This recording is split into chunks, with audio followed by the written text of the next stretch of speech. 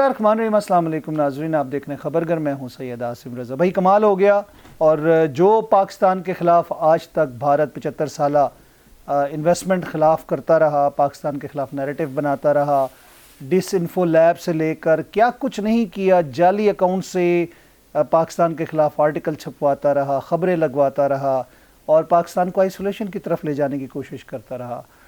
جو کچھ اسرائیل اور بھارت کا رو کا موساد کا نیٹ ورک کھل کے دنیا کے سامنے آیا، خاص طور پر گلف کنٹریز کے حوالے سے ہم نے دیکھا تھا، بھارت کا انگریز جو تھا، سشما سوراج صاحبہ جو جہانی ان کی تھیں، انہوں نے بڑے فخر سے کہا تھا اب تو ہم OIC میں بھی بیٹھتے ہیں، پاکستان کے اثر کو ظاہر کر دیا، اور ڈیفینیٹلی ہم نے گلف میں پاکستان کے اثرات کو کم ہوتے دیکھا، یہاں تک کہ پاکستانیوں کو نکالا جاتا رہا۔ آج وہی ممالک پاکستان کے پیچھے پیچھے،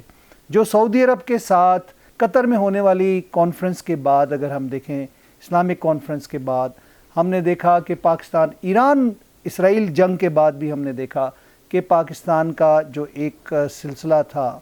وہ دنیا کے سامنے کھل کے نیریٹو سامنے آیا، کیونکہ 10 مئی 6-7 مئی سے لے کر 10 مئی تک جو پاکستان نے کر دکھایا پوری دنیا کو، اور جس طرح چھترول کی بھارت کی، اور جس طرح پوری دنیا نے دیکھا، حیرت زدہ ہوئی کہ پاکستان نے کس طرح انڈین ایئر فورس اور ان کے جدید ترین لڑاکا طیارے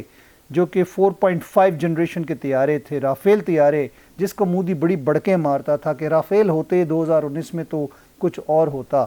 اور 2019 کے بعد ہم نے جو کچھ کر کے دکھایا 10 مئی کو مارکہ حق میں، بنی المرصوص میں، آج عرب دنیا اسرائیل کے قطر پہ حملے کے بعد پاکستان کے ساتھ کھڑی ہے۔ پاکستان ان کے ساتھ بلکہ کھڑا ہے، اور پاکستان کا جس طرح ہمارے وزیر اعظم کا سعودیہ میں استقبال ہوا،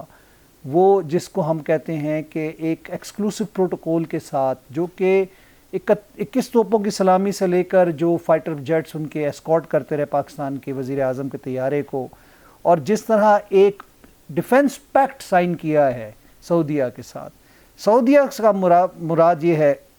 ایون قطر کی اگر ہم بات کریں، اگر اسرائیل اٹیک کرتا ہے دوبارہ تو پاکستان نے کہا کہ ہم ساتھ کھڑے ہیں، سعودیہ پہ اٹیک کرتا ہے تو پاکستان نے کہا کہ ہم نے تو ایک عزم ہے ہمارا بینگ اے مسلم، کیونکہ حرمین شریفین کی جب بات کرتے ہیں، ہم کعبہ شریف کی بات کرتے ہیں، مدینہ المنورہ کی بات کرتے ہیں، تو ہمارے دل دھڑکتے ہیں ان ممالک کے ساتھ۔ تو آج جو ڈیفنس پیکٹ سائن کیا گیا، اس کو دیکھ کے دنیا دہل گئی ہے، اسرائیل دہل گیا ہے۔ پہلی مرتبہ تاریخ میں ہوا ہے کہ اسرائیل نے یونائٹڈ نیشن میں کسی ملک سے معافی مانگی ہے تو وہ پاکستان سے مانگی ہے۔ ایک طویل ہسٹری ہے پاکستان اسرائیل کے حوالے سے، ایئر فورس کے حوالے سے، جس میں ہم ستار الوی کو نہیں بلا سکتے، سیف اللہ صاحب کو نہیں بلا سکتے، میرے خیال سے نام اگر میں غلط بتا رہا ہوں، سیف اللہ شاید تھے وہ، جو کہ ایئر فورس کے ہمارے پائلٹس تھے، جنہوں نے چھٹی کا دودھ یاد کرا دیا تھا اسرائیل کو۔ تو یہ وہ تمام شاخصانے ہیں جو کہ ہم دیکھتے آ رہے ہیں، جو ماضی میں اسرائیل کے اوپر دھاک پاکستان ایئر فورس کی بیٹھی ہوئی ہے، اور آج پاکستان جس مقام پہ کھڑا ہے، انڈیا اسی مقام سے نیچے گر کے منہ کے بل نیچے گرا، اور جو اس نے 75 سال میں انویسٹمنٹ پاکستان کے خلاف کی تھی وہ ساری رائے گاہ چلی گئی۔ تو اس کو دیکھتے ہوئے ان کے خلاف جو کچھ کیا بھارت نے، آج اس کو منہ کی کھانی پڑ گئی۔ جو فقید المثال جو استقبال دیکھا ہم نے فیلڈ مارشل عاصم منیر صاحب کا، اور جس طرح گرم جوشی سے جو ممالک کے سربراہان ان سے مل رہے تھے، اسلامک جو سمٹ ہوئی اس کے اندر، اور جس طرح سعودیہ میں ان کا استقبال کیا گیا، اس کی مثال نہیں ملتی۔ لگ رہا تھا کہ کوئی امریکی پریزیڈنٹ یا کوئی بہت بڑی ڈگنیٹری جو بڑے ممالک کے صدور ہوتے ہیں، ان کا استقبال کیا جا رہا ہے۔ سعودیہ میں پاکستان کے جھنڈے، پاک سعودیہ جھنڈے پورے سعودیہ میں نظر آ رہے تھے، ان کے ٹاورز پہ پاکستان کے جھنڈے جس طرح ڈسپلے کیے جا رہے تھے، ترانے گائے جا رہے تھے پاکستان کے حوالے سے۔ مجھے OIC سمٹ یاد آ رہی ہے جو پاکستان میں ہوئی تھی بھٹو صاحب کے زمانے میں، اور جس طرح استقبال ہوا تھا، جس طرح فلسطین کے جو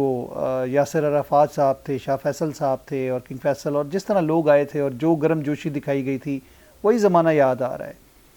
اچھا، یہاں پر ایک اور ڈز جسے کہتے ہیں نا، دھماکہ ہوا ہے امریکہ کی طرف سے بھارت کے لیے، جو ایران کو چھوٹ دینے کی بات کی جا رہی تھی، اور چابہار کے حوالے سے جو بھارت کو چھوٹ ملی تھی، اس پہ اب پابندیاں لگنے لگی ہیں۔ یعنی کہ اب جو چابہار نیٹ ورک، جس کو ڈیڈلیسٹ نیٹ ورک ہم کہتے تھے، جو پاکستان کے خلاف استعمال ہو رہا تھا جاسوسی کے لیے، کلبھوشن یادیو اس کی تازہ زندہ مثال ہمارے سامنے ہے. اور اسی نیٹ ورک میں جو بھارتی جاسوس را کے لوگ استعمال ہوتے تھے، جو ایران میں جو انہوں نے آپریشنز ہوئے اسرائیل ایران جنگ میں، اس میں استعمال ہوئے،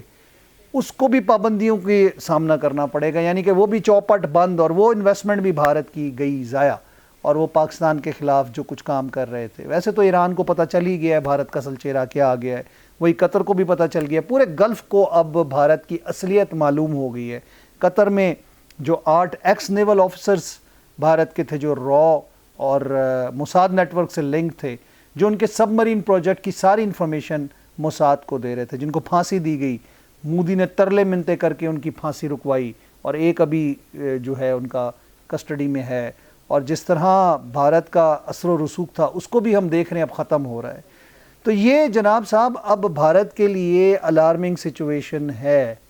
بھارت کو پڑنے لگے ہیں جوتے، اور جوتے پڑتے پڑتے اب وہ اپنی تنزلی کی طرف جا رہا ہے. پوری دنیا میں مظاہرے ہو رہے ہیں بھارتیوں کے خلاف. نیوزی لینڈ کیا، کینیڈا کیا، جس طرح جو پاکستان کے خلاف سازشیں کی، کینیڈا میں جو گل کھلائے، جو نجار کا قتل ہوا، جو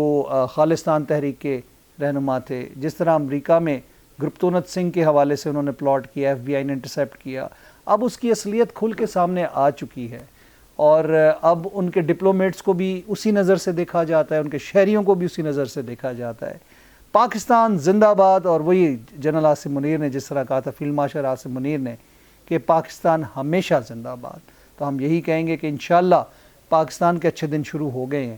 اور پاکستان کے اوپر انگلیاں اٹھانے والے اور پاکستان کے خلاف پروپیگنڈا کرنے والوں کو، چاہے وہ پاکستان کے اندر ہیں یا پاکستان کے باہر ہیں، جو پاکستان کے لیے